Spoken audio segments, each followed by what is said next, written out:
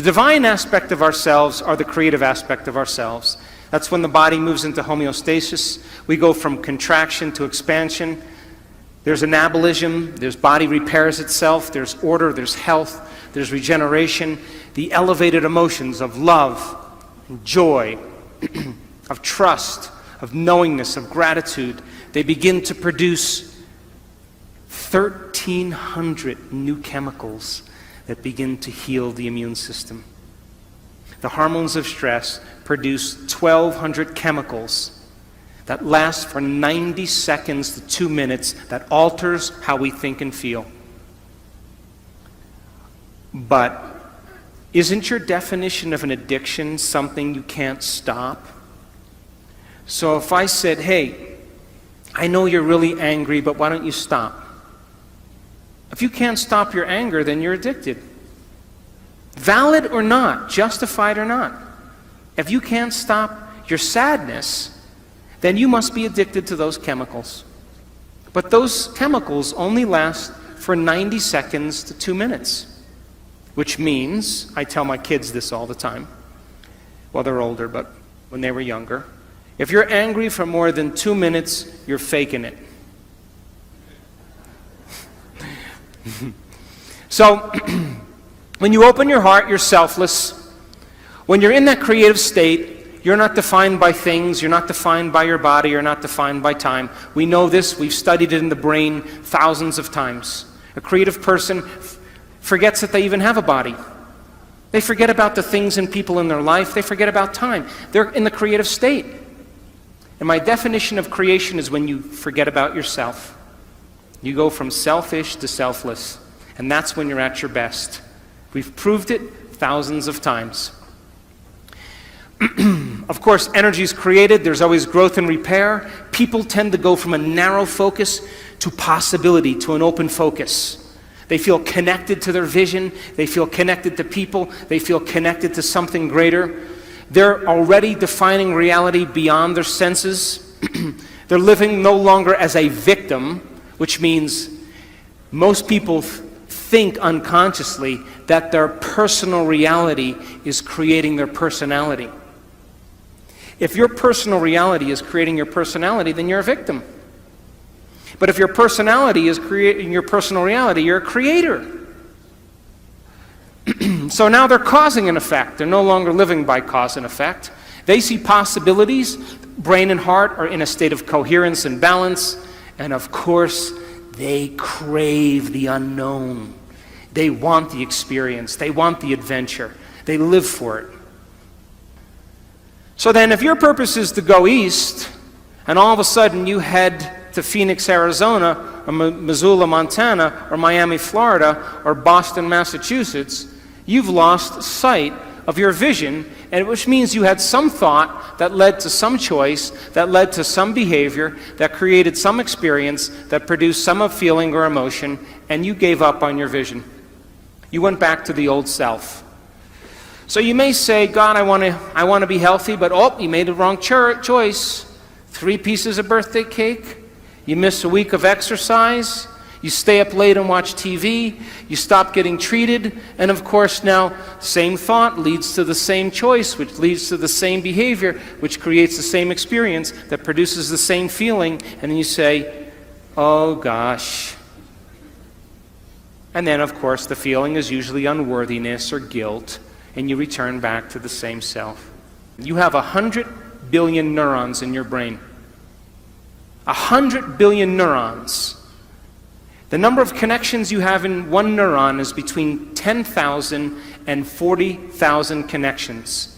If you took 100 billion sheets of paper and you stacked them on top of each other, it would be 5,000 miles high. That's the distance from Los Angeles to London. If you took a scoop of gray matter, the size of a grain of sand, you would have 100,000 neurons in it with over 1 billion connections. Learning is making new synaptic connections. Every time you learn something new, this is what's happening in your brain, geniuses. If you learned one bit of information today, your brain did this. Boom. That's learning. Physical evidence as a result of your interaction in the environment. Every time you learn something in your brain, there's a physical change that takes place, and learning is making new connections. Are you with me? This is how fast it happens, too. That's learning. If you learn anything this week, you've made a footprint.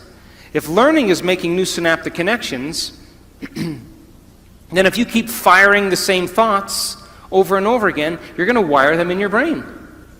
So then if learning is making new synaptic connections, then remembering is maintaining them. And all of a sudden, they develop a long-term relationship. And just like any relationship, the more you communicate, the more they connect. And neurons are exactly the same way. Now, as you begin to learn information, neurons tend to assemble themselves into networks, or what's called neural networks.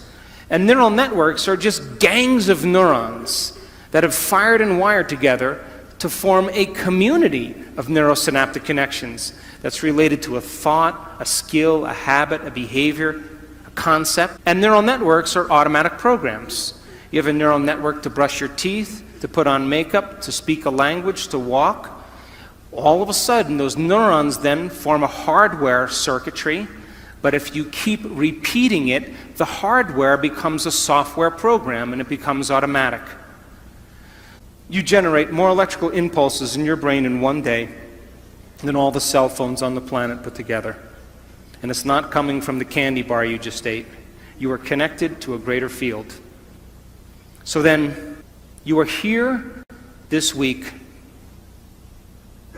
to begin to understand knowledge and information that is essential for you to begin to apply. Knowledge is power, but knowledge about yourself is self-empowerment. And we are in a time in the world where we need leaders. And true leadership has to do with a vision of the future. As the old models begin to break down in government, in the economy, in religion, in education, in the environment, in medicine, something new has to be created. And we should never shrink from these models collapsing. It's a sign that something greater has to happen. Innovation, creation, invention is our future. And that, are you willing to every day revisit that vision and get clear on your purpose and begin to take steps towards that destiny and give up the emotions of the past that keep you enslaved to the same person? Step into that unknown and literally believe in possibility. And Buckminster Fuller said it the best. He said, if you want to change a culture, forget about trying to fix what's broken. Create something that's better, and everybody will leave that and go to something else. And so people around the world are waking up because we are in an age of information. And in an age of information, ignorance is a choice. Learn, study, change, apply, and meet the challenges in your life with a greater level of mind.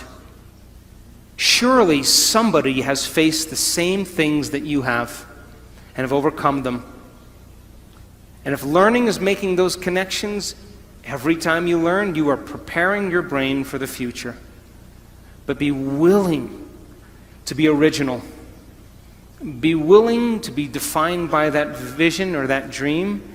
And if every day you keep it alive, sooner or later, that experience or that vision is going to find you.